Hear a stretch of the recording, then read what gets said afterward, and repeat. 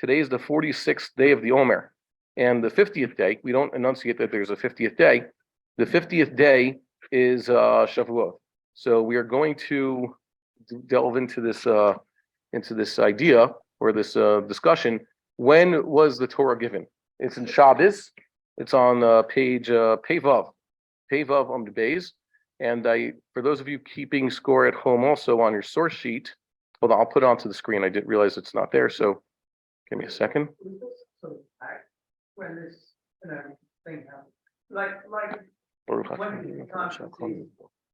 eating massive, they have to put a sign out. Yeah.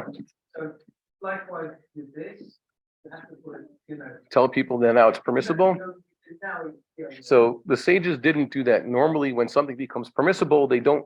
It's not so explicit. When something becomes prohibited, they have to announce it. So they have this sign with the bread, showing everybody, when's the time to burn the matzah, the chametz, when's the time to stop eating the chametz. And also when Sabbath or Yontif would come in, they would sound the shofar to tell people. But when things are coming to an end, they don't necessarily do that. So too, the fact that now things are permitted, you don't need to announce it. People assume chatzot or just wait until the end of the day. So they didn't, not that I've seen anything.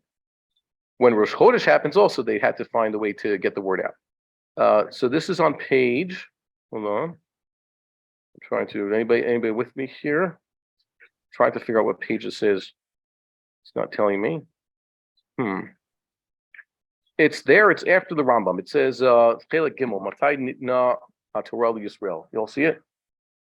There's also a second page which has it's in bold. It says Gimel Matai Nitna Torah. And also attached a separate PDF. It's better if it's in color. It shows every opinion that we're going to see color coded into this calendar, showing what we're talking about. Do you have that other page? I tried to reflect it. That which is in the source pages, whenever you have opinion, it's color coded. So blue represents the sage's opinion, and that's also the Seder Olam. And red is Rabbi Yossi, green is the others, purple is a Seder Olam as brought in the Gemara. There's a machlokas, Seder Olam and Seder Olam. There's Seder Olam that we have, it exists as its own book, which you can find online nowadays, or if you have a printed copy. Then there's Seder Olam as brought later in the Gemara, which we'll see. Is everybody with me here? Okay, so I like this chart because I originally took one from Steinsaltz, but he does it in a format that doesn't look like a calendar, at least not the kind of calendar with which we are used to, and because he didn't put all the opinions into that calendar. So I tried to compile it here. Let's begin. It's the sages have a brisa over here. Tanur Rabbanan. Bashishi b'chodesh nitinu aseret hadibrot liYisrael. It was on the 6th of the month that the commandments, the 10 commandments, were given to Israel. It's the revelation at Sinai. Rabbi Yossi Omer b'Shivavo. Rabbi Yossi says it actually happened on the 7th of Sivan. That's the basic machlokas, and I color coded it. Blue is the sages, red is Rabbi Yossi. So Rava says, Amar Rava, the Chuli Alma, the Rosh Chodesh, Atu Limid Bar Sinai. Or it should be Ato with Bar Sinai. They agree, Rabbi Yossi and the sages agree, that it was on the 1st of the month, on Rosh Chodesh Sivan, which was yesterday, that the Israelites arrived in Midbar Sinai, as explained in Parshas Yisro. Ketiv Hacha, it says there, Bayom Hazeh Ba'u Midbar Sinai. On this day, they came to Midbar Sinai. Ketiv Hatam in Shemot, earlier it says right before the Exodus, HaChodesh Hazeh Lochem Rosh Chodeshim. This month should be for you the first of the months. Malahan Lon Rosh Chodesh Afkan Rosh Chodesh. The pasuk that we described here says, "B'chodesh hashlishi l'tzeit b'nei Yisrael b'Mitzrayim b'yom hazeh ba'od b'Har Sinai." It was on this month, that very day of this month, that they got to Har Sinai, but it doesn't tell you what day of the month. Min hastam, if it tells you in a certain month, on month 3, the word month, Chodesh, actually refers to also Rosh Chodesh. Like we have the reference here when Moses was first given the commandment to observe the first month. So even though there's no number of the month, it doesn't say the 3rd of the month, because it says on this month they got there, it means at the beginning of that month. So that's explicit. And Rabbi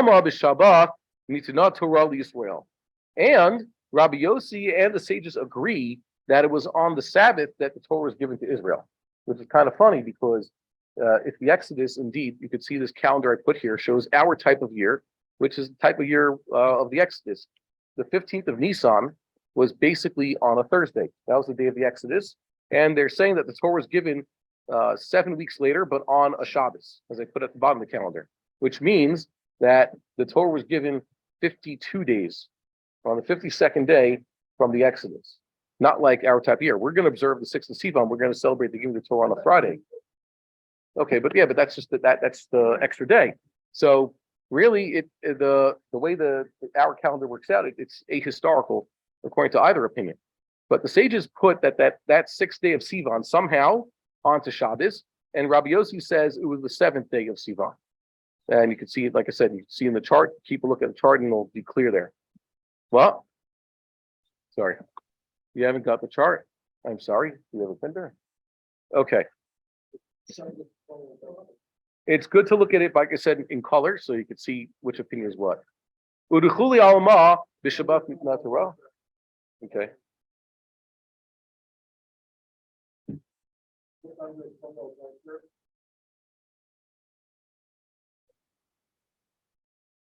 How do they know it was on the Shabbos? What source says that this revelation of the Decalogue was on Shabbos? So they say derived the Tiv Hacha. It says in this chapter describing Matan Torah, Zachor et Yom HaShabbat HaKadosho. Remember? Is that really what Zachor means? The problem is it would be Zichor with the Shavah, with the Kamatz. It's even more than that. Something you have to actually do all the time. There's a constancy to it. Hold on. Mr. Solomon's entering. Okay. And it says there regarding before the Exodus, it says, Vayomer Shalom Zachor Yom Hazeh.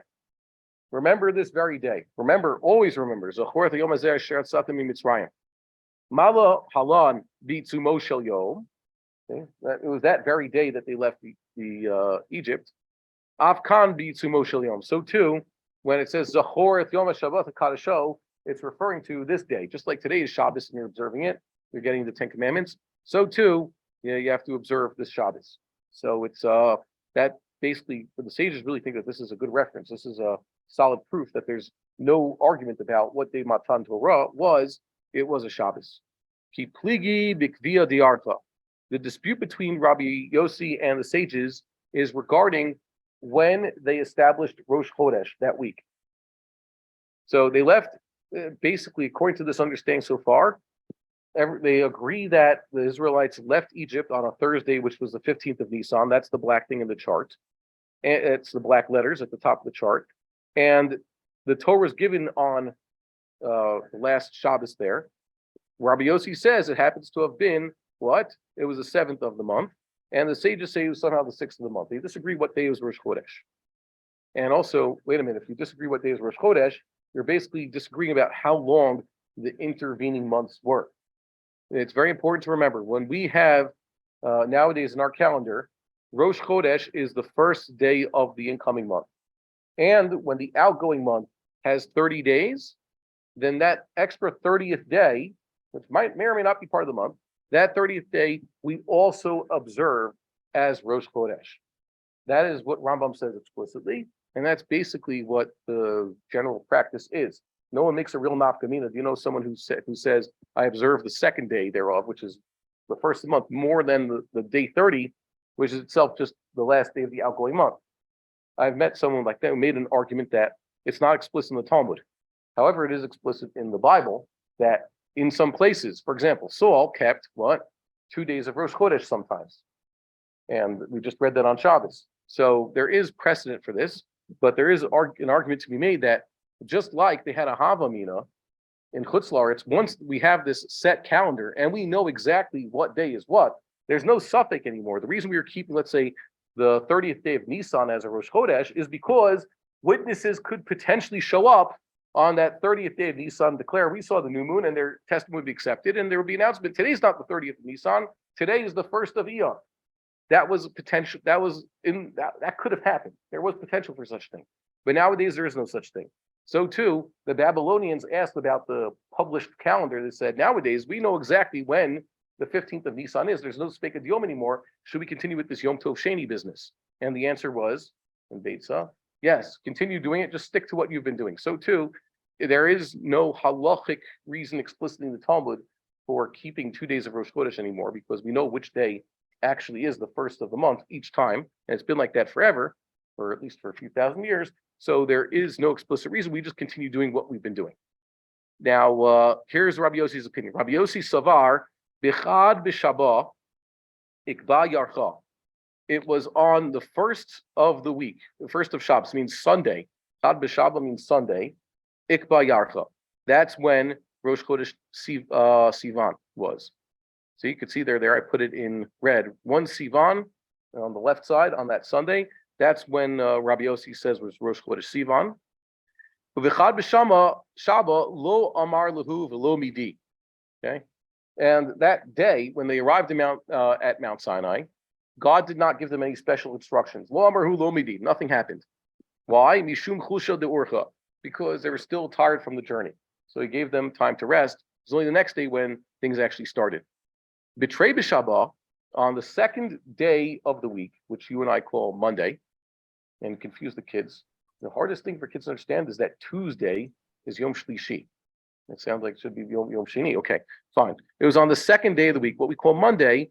Amar lahu, that's when God told them, V'atem tiyuli mamlechet kohanim, and you shall be for me a kingdom of priests. And I wrote that in my chart in the red. I said that was the deal was made. That's the deal between the covenant between God and Israel. Okay, he continues. Bitzlato amar lahu mitzvat hagbala. On the third day, he gave them the commandment to avoid the mountain. That is, we have to cordon this place off, limits to where everybody could go. Bar-Ba'ah avud prisha. And it was on the fourth day of the week. And basically, it matches up. Rabbi Yossi says that the first day of the week, Sunday, was also Rosh Chodesh. So when you read these numbers here, you could say, wait, does he mean the day of the week or the day of the month? Well, it doesn't really matter. They add up. The third day of the week was also the third day of the month. On Wednesday, that's when they began this separating. Basically, in order to maintain ritual purity, they had to separate the men from the women. The rabbis say, and this is the blue line at the bottom of this paragraph, Rabbanan Savarei, Bitrei b'Shabbat Ikba Yarcha. The sages hold that it was on Monday, the second day of the week, that was Rosh Chodesh Sivan. That's the blue opinion you see on the chart. Hold on 1 second. Let's make this clear to see. Bitrei b'Shabbat lo amar lahu v'lo midei. It was on that second day of the week, Monday, that God didn't give them any special instructions. Mishum chusha di urcha, because they were still tired out from the journey. Bitlata, on the third day of the week, but not the third day of the month, on the third day of the week, which would be Tuesday, Amar lahu v'atem he proposed this deal to them. Bar-Ba'ah, on the fourth day, Amar lahu mitzvah hagbalah. He also told them to stay away from the mountain.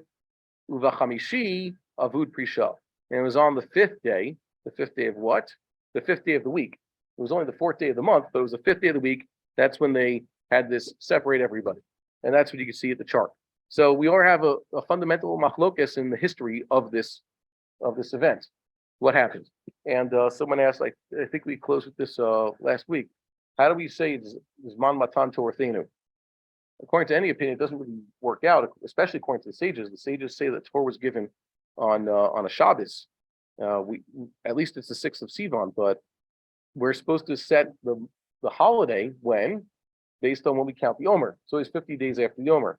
And this basically gives us room to celebrate Shavuot when? On the 6th, the 7th, or the 5th of Sivan. No, she's gone. One out of every 3 years, Sure. only one out of every 3 years, we're actually keeping the holiday Yeah. on the anniversary of when it happened. So how do we deal with that? And the answer is, it's not Yom Matan Torah Thenu, it's Zman Matan Torah Thenu. There are a lot of holidays also don't necessarily have to match up exactly with that day of the year, the anniversary thereof. Well, look, I'm all for getting a day off, but that's not what the Torah wants. Yeah, you get to Shabbos. You say that. It's like we saw the Sadducees last week. Moshe Rabbeinu Ov Yisrael. Why would the holiday always be on a Sunday? Because Moses liked Jews. He wanted to give them long weekends. That's what the Sadducees at the time claimed, and that's what people still do. When's Memorial Day this year? Did it happen already? Oh, really? So that's perfect. Works out really well. Memorial Day is Monday. No. Next Monday. Yeah. So it's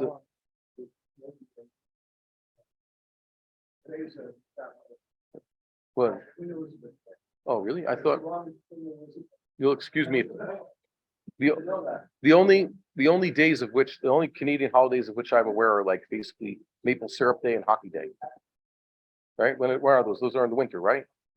Maple Syrup Day and Hockey Day are in the winter, right? Okay. Huh? Oh. Okay, whatever.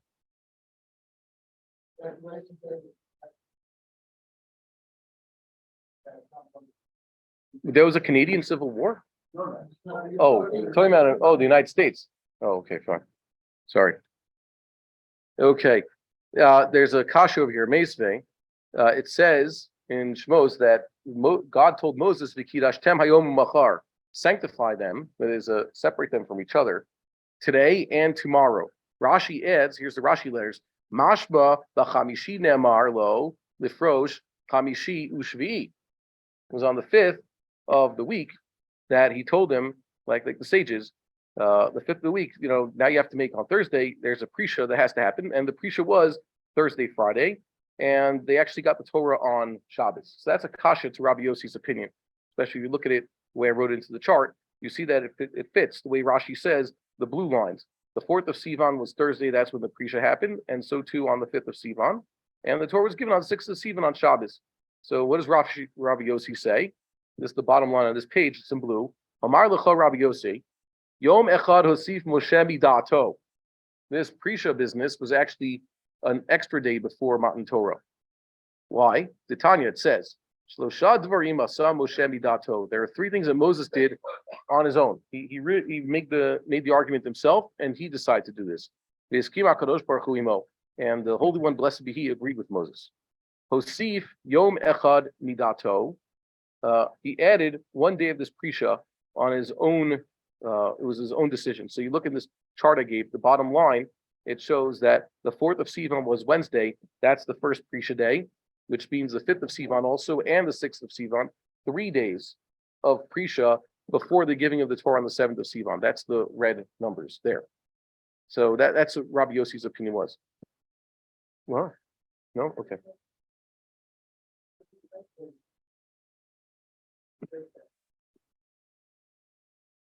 It says Vayiva Yom HaShlishi. So Rabbi Yossi would say that the 3rd day after the complete day of Prisha. The first day of Prisha was incomplete. Why? Because Moses being told start the Prisha today, which means that Prisha starts on Wednesday, but you have to have a complete Prisha day, right?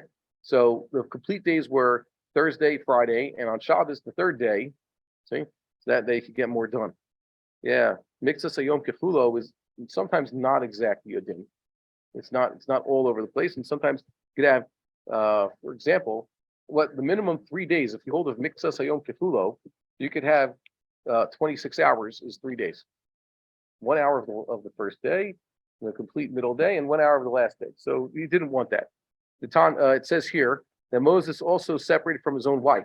That was his own decision. With Shavarat Halukot or Shiberet Halukot, he smashed the tablets. Hosif Yom Echad Midato. He added 1 day of this Prisha, and that was his own idea. God agreed with him. My Darish, what did he figure out? Hayom umachar. God told him today and tomorrow. Hayom kimachar. Today's Prisha should be like tomorrow's Prisha. Mala machar leilo imo. Just like tomorrow's Prisha will start with its night. It means it starts at night. It will be a complete 24 hours. Af hayom leilo imo. That means today's Prisha should also start properly at the beginning of the 24-hour day. And if I tell them now in the middle of the day, what kind of Yom Prisha is this? Barely a Prisha. V'layla de'idna nafkale. Today's night has already left. By the time you're standing in, let's say, in the synagogue at 12 o'clock in the afternoon, 3/4 of the day are over, right? You missed basically in the springtime. 3/4 of the day are over. Why? because the entire night's over and half of the daytime is over. So you're left with 1/4 of the day. Shema mina trei yomei levar me'idna. Moshe Rabbeinu figured he would have to have them separate from each other 2 full days, aside from today when I'm being given the commandment. Today is a partial day, 2 full days before the giving of the Torah and the giving of the Torah, that should do it. How do we know that that God agreed with Moses' decision? The lo sharga shchina ad safra the shapsa, because you see that the revelation actually happened on Shabbos morning. God himself didn't show up on Friday like he was apparently supposed to, as per his original command to Moses. Instead, according to Rabbi Yossi, God himself agreed and only showed up on Shabbos. Okay. Ufeirash min ha'isha. Moses is also separate from the woman. That means his wife. My doresh nasa kal v'chomer be'atzmo. He made a kal v'chomer argument concerning himself. Amar, he said, Uma Yisrael shelo dibra shchina imahen ela sha'achas v'kaval lahem zman. Okay, the Israelites, God only spoke to them for 1 hour, not 60 minutes on the clock, but there was one instance, this revelation, and he gave them an exact time. It's going to be today, and that's it, and beyond tomorrow, all bets are off. The Torah said about them, "Wehayu nechonim." Okay, wehayu. Hayu is a past tense, but the vav chibur, it means it's a future tense. Moses was given instructions to tell them to be prepared. Okay, and then it says, "Al tigishu isha." Do not approach a woman. Ani shekol sha'a v'sha'a shchina b'daberti mi. Every hour the divine presence is speaking to me. Ve'eno kovei alizman, and there's no set time for such a thing. I don't know when it's going to end, or if it's. Thank God it doesn't end. Al achaf kama v'chama. I should be away from my own wife. So that's what apparently he did. And there's other midrashim that mention similar instances that basically say that is Moshe Rabbeinu's practice. Uminalan dehiskina kadosh baruch hu al yado. How do we know that God agreed with Moses' decision? It says, Moses recaps it in Parshas Vayeschanan. Moshe Rabbeinu recaps what it was like to get the Torah, and he says that God told him, "Leichem or lahem shuvu lachem lo lechem." After the revelation, go tell them, go back to your tents. That's euphemism. And it says afterwards, "Ve'ata po amodi madi," but you stay here with me. Moses had to continue speaking to God for another 40 days to receive the rest of the commandments.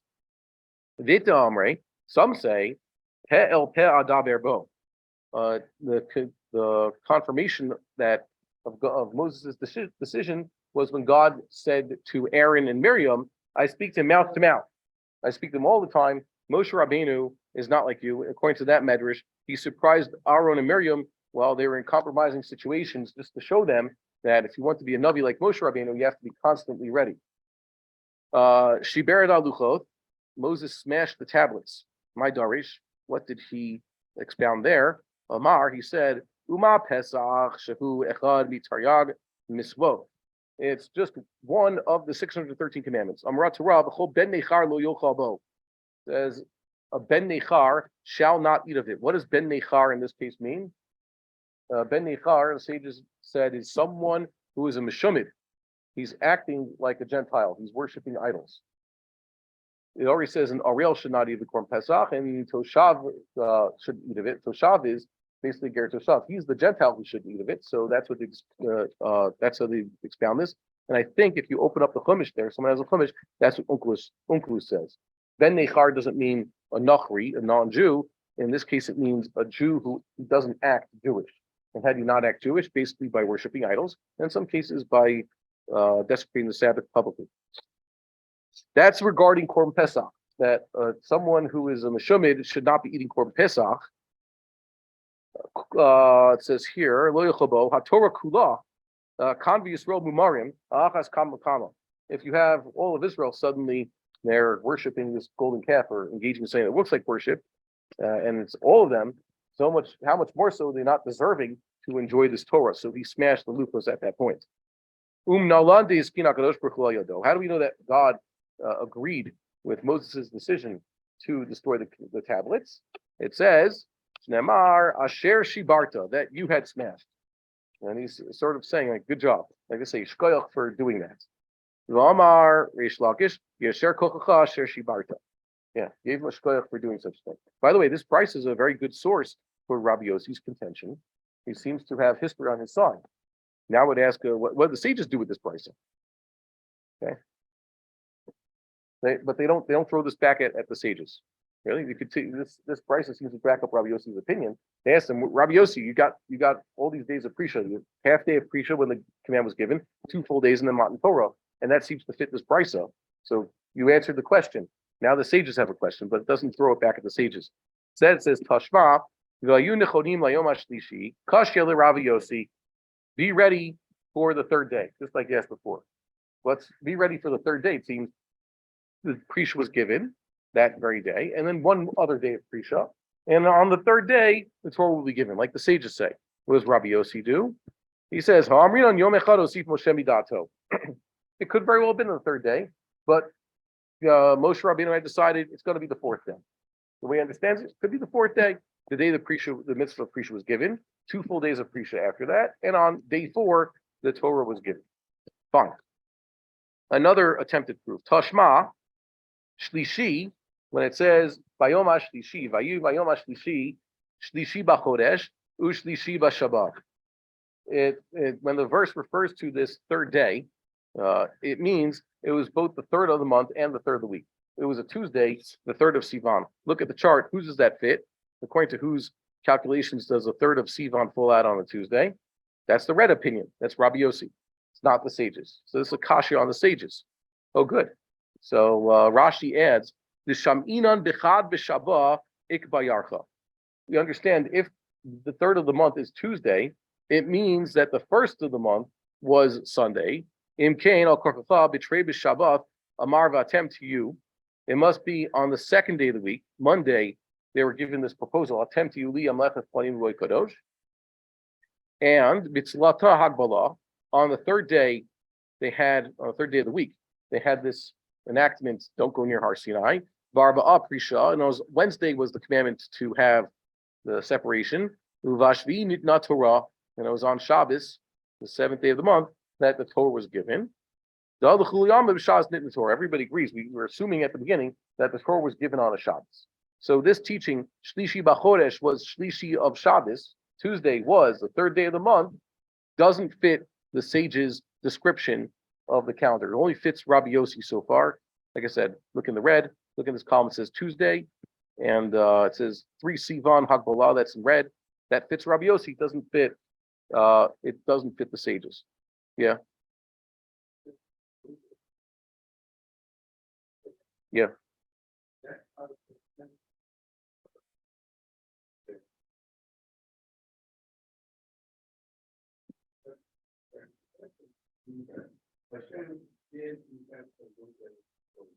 Yeah.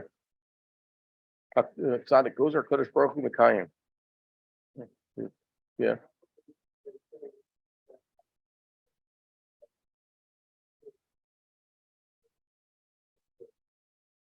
It's just one day. Necessary. Yeah. Okay. Well, it's necessary. Why do we have Yom Kippur kicks in also? There was someone who wanted to say that there's too much halachic infertility. It's like the Jews are stopping themselves from reproducing. Yet someone said they did a statistical study. It doesn't seem to have stopped them. They've seen that the good from Jews are still having enough children. It's not really affecting them. So yeah, it's just.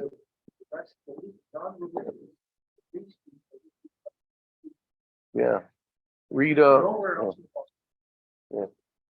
We mentioned Birnbaum. Birnbaum didn't have a chumash. I used to associate there's ArtScroll Siddur and there's ArtScroll chumash, right? That's what you had back in America. But the generation before that, they had the Birnbaum Siddur in Machzer, and the Hertz chumash. So the Hertz chumash was British. Check out what it says. Umisparit Rova Yisrael. See how Hertz translated that and commented there. Bilam's bracha to Am Yisrael. Umisparit Rova Yisrael, and that basically, yeah. So go check that out. We still Hertz chumash. I saved 2 copies. Oh, good. So they have them. Well, there are people just know. I have my own. I keep them. There's one in shul, and I keep one with me in the house. just because one day they're gonna revise history and they're gonna throw it away or something. There's already people unacceptable things in there. Amri L'cha Rabbanan Hamani Rabbi Yossi. Yeah, this teaching that the third of the month coincided with the third day of the week, that fits Rabbi Yossi. Yeah, this is Rabbi Yossi's teaching. So of course it doesn't agree with us. That's a good answer. You have a kasha, yes, that is a kasha, but it doesn't follow our opinion. Shlishi Lamai, the third of what? Here's how it goes. Look at the Tanya, as it says in the Brisa. Vayashev Moshe Divrei Ha'am El Hashem. Moses returned or brought back the people's words to God. Uchtiv, and also says, Vayagid Moshe Divrei Ha'am El Hashem. And Moses told the people's words to God. Ma'amar Lo HaKadosh Baruch Hu. What did God say to him in the meantime? The Moshe, Moshe, put the question mark in the wrong place. Good, I fixed it. Ma'amar Lahem Moshe Yisrael. What did Moses tell Israel? Ma'amru Yisrael to Moshe. What did they say back to him? Yishiv Moshe L'fnei HaGvura. And what did he eventually say? Because it tells us that Moses got a message from God, came back and told the people. And then Moses came and told God what the people had responded, but we don't know what the people had responded. There's a lot of the conversations missing, a lot of back and forth. So it says here, Zo mitzvat hakbalah. So it must have been the commandment to get everybody away from Har Sinai. Divrei Rabbi Yossi bar Rabbi Yehuda. So that's what Rabbi Yossi bar Rabbi Yehuda says. Rabbi Omer, Rabbi Yossi says, Batchila Perash Onsha. First, he told everybody what the consequences for not keeping the Torah, what's called the Onesh. The Tiva, as it's written, Vayashav Moshe. Okay, he returned them. It's a Hithil, it means Heshiv, returned it to them. Devarim mishabavim da'ato shel adam. Okay, they let someone really think clearly. The word shovav, anybody heard that? It's a modern Hebrew word shovav. Is it related? It's a slightly different shorish. The Heshiv, the shorish is shin vav vet. In this case, it's shin bet bet. It puts people back in their place. Sometimes people need to chill out. Like why do they start smashing glasses at weddings? They used to be at the part when people get a little bit too frivolous, so they suddenly make a loud noise. It's like a siren going off. Nowadays we smash it under the clipper. I don't understand what that does. It doesn't calm anybody down. So that's at least what Rabbi Yossi believed. So pirash matan skora. And afterwards, he explains to them the scar of keeping the Torah. Yichtiv vayaged Moshe. He told them, he related to them, Devarim shemoshchi libo shel adam ka'agada. How does agada do that? It draws someone. What is the shorish of the word haggadah or vayaged? There's supposed to be a nun there, neged. The difference between sipur and haggadah. Sipur means to tell something over. Haggadah means to do it face to face. So the word shorish neged. Vika da amrei, and some say, Batchila pirash matan skara. First, he told them the reward for keeping the Torah. Yeftiv vayashev Moshe, devarim shemishivim dato shel adam. Okay, things that encourage people, brings them back here, draws them. Uvasov pirash onsha, and afterwards he explains to them the consequences of not keeping the Torah. Yeftiv vayaged Moshe, he related to them. Devarim shekashim la adam kegidin. They're as hard as, what does it mean in this case? Gidin, sinews. Yeah, sinews. So what does it mean? It told them, he actually gave them the talk about, sometimes we teach things to children. It's important to teach children about consequences and skarva onesh. They go hand in hand. But for those who are younger, the Kuzari says, women, children, and slaves, you have to start with the good parts. You have to give the fire and brimstone section. You have to give that little by little, and certainly not at the beginning. Men can handle most of the fire and brimstone, but others can't. Tashma. Let's see another proof to one of these positions. Shishi b'chodesh, shishi b'shabbat. There's a brisa which also recounts these events. It says the sixth day, that was the sixth of the month, and Friday. Who does that fit? That fits Rabbi Yossi, and it's a kasha to the Rabbanan. Kasha to the Rabbanan. The Mashna, the V'chad Shabbos Yarka, as Rashi says, this implies that Sunday was the first of Sivan. Good kasha. And what's the answer that the sages give you? Hanami Rabbi Yossi. Fine, so it fits Rabbi Yossi. Not every brisa has to fit exactly what you're saying. Rabbi Yossi is a Tana also. You can find proof for this. What does it mean, the sixth day? The sixth of what? Rava Amar L'chani Atan. It means the 6 days since they got to, from when they started camping. Whereas, what? 6th of May? Yeah, Shishi Lamai, but we're not using, they didn't call it that back in the day. Yeah. But in this case, they're asking which Hebrew month, or maybe it's the Hebrew day of the week. Rashi explains, Sharei B'Rosh Chodesh Chanu. They encamped on the first of the month. V'achi Kamar, Shishi L'chani Atan, Hushishi B'Chodesh. If they first encamped on Rosh Chodesh, and the 6th day of their encampment, that means the 6th day of the month, was there, Hushishi B'Shabbat, must have been the 6th of Shabbos, which is what we and I call Friday. Ravacha Bar Yaakov Amar L'Masa'an. No, from their journey. I mean, what's their journey? Rashi explains. Af L'Masa'an Shebiyom Shabo L'Bidvar Sinai Nasu'u Merafidim. It was also the day of their journey. That means the day they left Refidim, they arrived at Mount Sinai. It wasn't that they left Refidim and a day or two later, maybe 3 days later, they actually got to Mount Sinai. Okay. The Kami Palge, the Shabbos de Marah. And they are actually arguing about what happened in Marah. Marah is where they ended up sometime after, not necessarily crossing the sea, because according to the opinion brought in, was it Erevin or Arifin? I get them confused all the time. There's a picture there. Rabbi Left likes to point this out. They didn't cross the sea. They made like a curve around the sea. It was a keshet shape. That's just one opinion, by the way. So they ended up in Marah, and they were there for Shabbos. But the question is, what did they do? Rav Acha v'Rava b'mitzvah Shabbos shneimar lahem b'Marah. They agree. Rav Acha and Rav are talking about the fact that they're given a commandment to keep Shabbos in Marah. Okay. Im nitztavu ala tchumin bo bayom olo. Were they given this rule of tchumin? What does tchumin mean on Shabbos for us? Nafkamina is you can't really go anywhere on Shabbos. You have to stay put. So the question was, when they give this mitzvah Shabbos, was it completely Shabbos or was it incomplete Shabbos? It says here, it says in the version of the Ten Commandments that we find in Vaschanon, Shemort Yom HaShabbat HaKadasho, Ka'asher Tzivecha Hashem Okecha. Keep the Sabbath day and to sanctify it as God had commanded you. Means they already, when they got the Torah at Mount Sinai, they already knew about the Shabbos. Yes, there were some surprises. Yeah, question? Okay. And Mara. Yeah, also there it was mentioned. But it's basically they got Shabbos piece by piece. Kodem adibros nitztavuba. Before the dibros were given, they were given Shabbos. Dichtiv kasher tzivecha Hashem elkecha. As the Lord thy God has commanded you. Amar Rav Yehuda Amar Rav kasher tzivecha b'Marah. As he commanded you in Marah.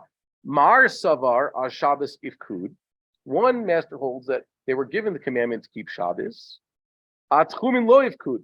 But they were not given yet that facet that they have to stay put. They can't go beyond town, whatever that is. Also, that's a machlokas how to understand the Tchumin. Hilkach, Rashi adds, Kishenasu'u Merafidim, when they left Refidim, Nasu'u b'Shabbos.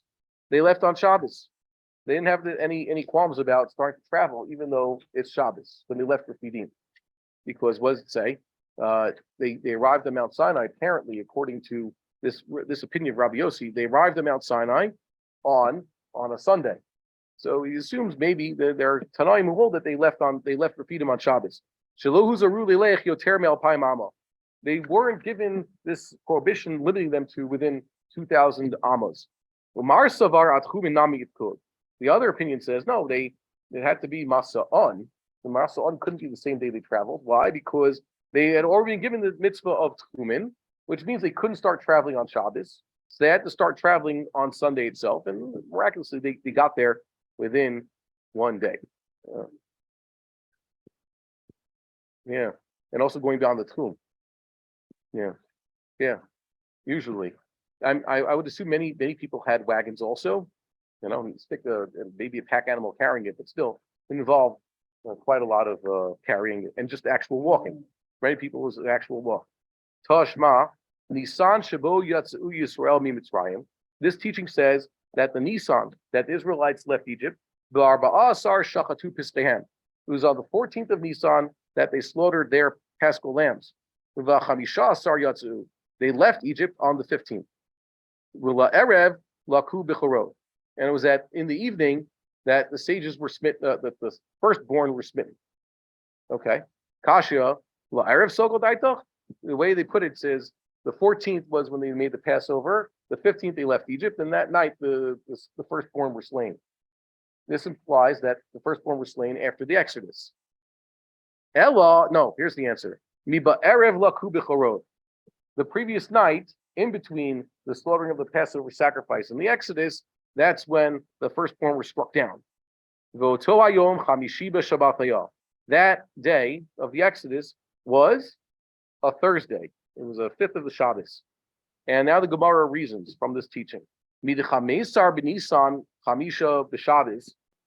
15th of Nisan was indeed a Thursday, Reish Yarcha De'ir Shabbos. The first of Iyar was a Shabbos, as I indicated in this chart over here. That's the second column. The first of Iyar was a Shabbos. That's the black one, Minstam. That's the way it worked out this year also. And that's the way it usually works out. And that's why they assume it. The sages jumping here. The sages said, if the Exodus was on the 15th of Nisan, it was a Thursday, it means Rosh Chodesh Iyar was a Shabbos. It could have been Friday. No, they assume Nisan was a full month. The assumption that they're making is, it always is the case that Nisan is full, so it must have been the first of Iyar was a Shabbos. The Reish Yarcha de Sivan Chab Shabbos. And the first of Sivan should have been a Sunday, just like our calendar. We assume Nisan full, Iyar deficient, and that works out, Kashid Rabbanon, and that sort of hurts the rabbi's position. Rabbi Yossi is describing a year like every year that we usually know, and like the sages, by the way, did they have the set calendar? And the answer regarding calendrical issues is that they conspired to keep it this way. The fact that we have rules about which months are full and which ones are short, and that's a rule. Nisan is always full, Iyar is always short, and it basically continues that way until you get to Mar Cheshvan. Tishrei is always full. Mar Cheshvan can also be made full. Okay, there's an option for that. And Kislev, which follows, is usually full, but it can be made deficient. And then Shavat Teves is deficient. Shavat is full. Adar is deficient. Adar Rishon is always full. There's rules about this. There's a historical precedent that sages tried to make this work out, even when they were receiving testimony regarding the new moon. And this is a kasha on the rabbis. And what's their answer? We'll stop there for a break. Amru lecha Rabbanan, Amrei lecha Rabbanan. Here's what the sages would answer. Iyar dehai shata abure ibruha. It's true, they left Egypt on the 15th of Nisan, which was a Thursday, but that Iyar had a 30th day. And that's why I put here in the calendar, basically, Rabbi Yossi and the sages agree throughout Nisan and most of Iyar. And the disagreement starts that first Sunday in the last row, I put it as one Sivan because that's what it usually is. And that's also what Rabbi Yossi said it was. But the sages say that Sunday was the 30th day of Iyar. And that's why I put it in blue. That's the big chiddush. That there was a unusual. And by the way, it could happen just because there were rules about this in the sages' times. Sometimes it worked out. There was no way to do it otherwise. They had to make, let's say, Iyar also full. And we'll break here so we can continue. We're going to do, I think, Rambam after this, right? Okay. So we'll save the rest of this Gemara for Wednesday, I guess. Okay. Questions, comments, complaints? No? Okay. We'll try.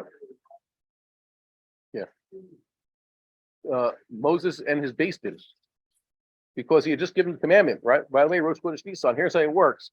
Look for the new moon and have a base and sit there and accept testimony.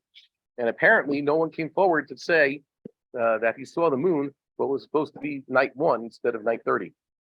You know, I went actually this past Shabbos. There's Gadi Edelheit. There's a Talmud of Rabbi Rabinovich, and others have a group that always goes to see the new moon, looking. They know astronomy, and they help people try to spot the new moon every month.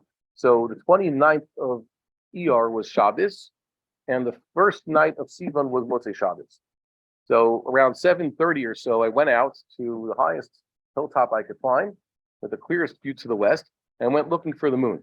That's about 7:30 p.m. That's when it started. Oh, okay, so that's the molad is an average number, and there's such a big argument. If you go see, I'm trying to put more materials online to explain this. Thank God the Eaton Levina calendar has now been honest about this.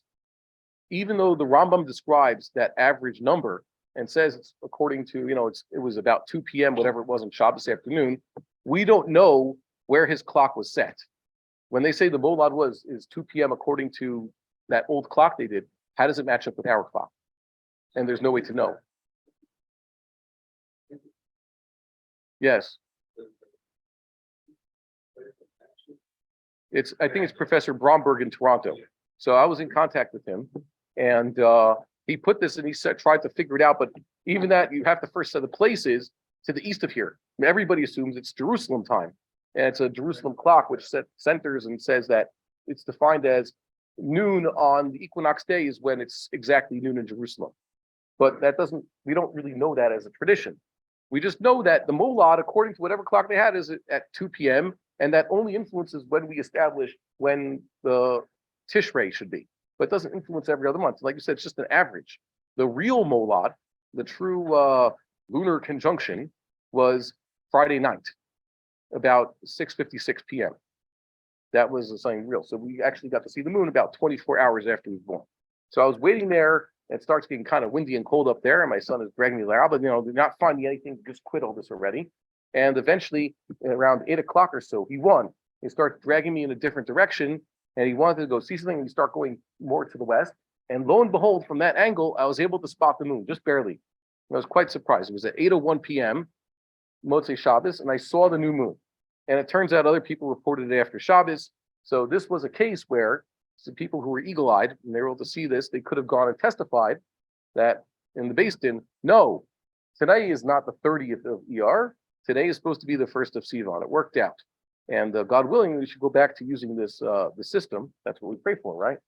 But, yeah. Oh, yeah.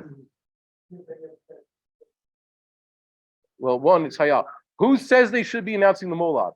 Harav Levinger pointed out that this minhag that they do is not the one from Hebron, a different one. He has an article in one of the journals. He points out very simply, you cannot find this issue of telling people when the molad is or announcing it any time before the 20th century. Okay, it is very new, and I've been trying to argue now for a while. I tried to publish this in other places. They didn't put into Chakira, I guess, because they didn't write it in Hebrew. If I had written this up in Hebrew, they did. But Rabbi Levinger already wrote it, so I put it out online in a number of places. The Beis Yosef himself would be very much opposed to this practice of announcing when the molad is. There's no toeles. It used to be there were some Alpi Kabbalah in the 1800s who said if they're going to tell you when Rosh Chodesh is, it's good to know when the molad is. It's not really explained. It's good to know. So wait, so that everybody can know, announce it. That's what they started doing. But the problem is then people derive all sorts of halachas from this, and they're assuming that, if they announce the molad, there must be an afternoon halacha. Like, for example, the thing that I keep trying to tell Phil Chernovsky, God bless him, he keeps talking about the first opportunity to say Kiddush Levana. It's nonsense. The first opportunity is, as is in the more Meduic sitters, and the Rinat Yisrael put this back, and this is the way it's in the Shulchan Aruch and the Rambam and Rashi. When you see the moon, that's when you say the bracha. They had a minhag in Europe that they waited, and eventually became waiting 72 hours. So they announced the molad, you add 72 hours from the molad, that's the first time you can say the bracha. Even if you see the moon in the sky, don't. Yeah, that's a so-called Ashkenazi minhag. Yeah, or they wait 7 days for the molad. The Beis Yosef explicitly said, do not make that mistake. The Beis Yosef was opposed to such a thing. That's why I don't like this whole announcing molad. It makes people think that the halacha is an actual yardstick, that you have to wait a certain time to say it. But one man can't, yeah.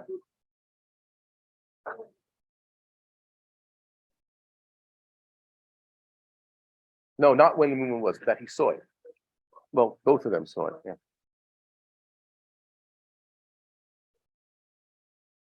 Yeah.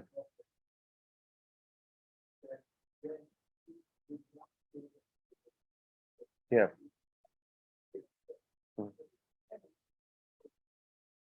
They used to know exactly when also. No. So, no, here's how it goes. The sages knew when the moon can appear and when it could be seen. This is old science. The sages were aware of when it could be. They had a mitzvah to do it al pi edim. Sometimes they conspired to not allow edim to even show up because they wanted certain days of the certain holidays to fall on certain days of the week. This is already mentioned in early Second Temple times. There is this thing that they do. They know when witnesses can show up. They know where the moon is. It's a formality that they allow the witnesses to come. But really we're actually following these calculations. So in sometimes, 1 month ended up full because they really didn't have witnesses. It just meant the next month would be cut short. That's all. But it didn't affect them so much. And it was, like I said, it's just a formality. Our current calendar is set, and it doesn't have anything to do with the molad from month to month, as you're aware. Only Tishrei has to do with this molad number. And I think it's very frustrating to hear people announcing the new month. Also, people are not understanding what Mishnah Berurah brings. People were standing. This is something that happened. According to halacha, when do you stand in davening? Halacha, strict halacha, like the Vilna Gaon has. When are you supposed to stand? Shmona Esrei, Chazaras Hashatz, that's called Amidah. And also, when the Sefer Torah is being moved, that's when you have to stand. Everything else in the olden days, you sit. So nowadays, we are influenced European style. When something's important, we stand. So they say the prayer for the state, which is nothing wrong about that, but everybody suddenly stands up for some reason. Why? Is the Torah moving? Is it Shmona Esrei? I don't stand up for Shema. Or they stand up for Kaddish. Kaddish is a davar shebekdusha. But so is Torah reading. Do I stand up for the Torah reading? Yes. Well, the entire Torah reading. If you do that, fine. But most don't. And we have no obligation. So, yeah. So they read it. So they stand up. Kvod Malchus. That's Kvod Malchus. That's like out of respect for something. So people started standing up when they announced when Rosh Chodesh is, which is an old minhag, announcing when Rosh Chodesh. Why do we announce when Rosh Chodesh is? That people know when Rosh Chodesh is. They have to daven Musa. There's nafkaminas la'alacha. So people stand up. They said, why are we standing up? It's they stood up when they would do Kiddush HaChodesh in the olden days. But it says the Beis Din would sit. And only when they said Mekudesh, they'd stand up. But the entire time it says they were sitting. And only Bul Bayom, when they finally had today is Rosh Chodesh, that's when they stand. So when they're telling you Rosh Chodesh is coming up this week, and it's Shabbos right now, there's no reason to stand. People take these things too seriously. I don't know what to do. But whatever, you could. I've tried to make all this information available online and in a number of places to find. If you want to see all the calculations and contact Professor Bromberg and Professor Landau. Remy Landau also is he's the other one who's knowledgeable about this. He's here in Israel. I think he's the inventor of the spreadsheet. And you could ask them, they would come to the same conclusion. You don't have to take this whole molad business seriously like the calendar makers do. I've even tried to call the printers and tell them, just know this Pri Megadim over here, not only does it not fit the Ramah and the Beis Yosef, it's rejected by Rabbi Akiva Eiger and all the Achronim who came afterwards. But for some reason, I don't know. They take it. Well, there is, because they're about to take out the Torah. Who says they open up? Yeah, that's another thing. They're only going to be scratching his head. Why are you opening up the Aron? What does that accomplish? As a matter of fact, it kind of looks bad. If you're going to be bowing now, say Olenu, so everybody's about to go down on their face on Yom Kippur, you open up the Aron Dafka, so now it looks like they're bowing down because the Sefer Torah is there. You're not allowed to bow to the Sefer Torah. Okay? You're turning into like an idol.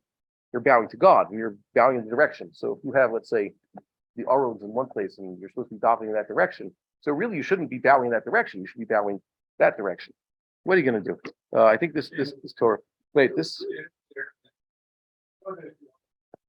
Wait a minute. Isn't I don't dive into the Kotel. I dive into the Harabayas, but it's basically in that direction. It's not exactly this direction. Yeah. We would like to encourage our viewers to share these videos with friends and send in your responses. If you would like to obtain Birkon Nusach Eretz Yisrael or invite the rabbi for a speaking engagement, please email us at office@machonshilo.org.